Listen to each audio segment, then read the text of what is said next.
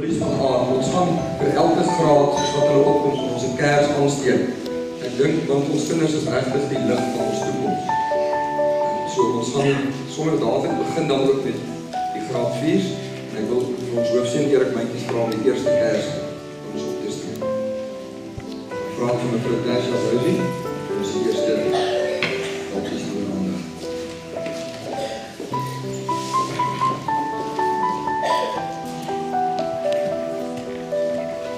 Ons gaan begin by die brons toekennings vir graad 4 leerders. En dan met 'n gemiddeld, in die eerste plek met 'n gemiddeld van 81%. Lanai Truscon. Korte Parake met 80,8%. Annika Besuine. Derde plek André Lou.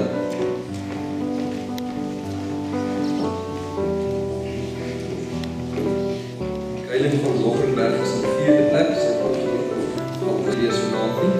Dan in die 5de plek Rensha Maree. Nog steeds met 'n gemiddeld van oor die 80%. 6de Willem Du Plessis.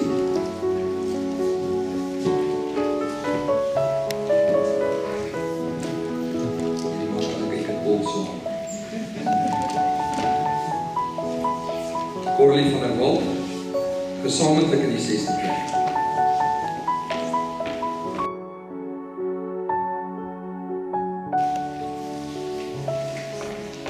Die 8de plek, Bridget May.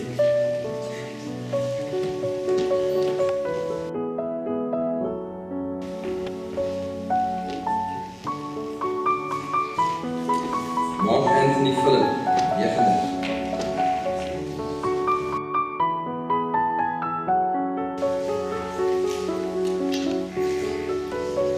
En dan in die 10de plek, word ook gedeel, is Elsje Jansen van Rensburg.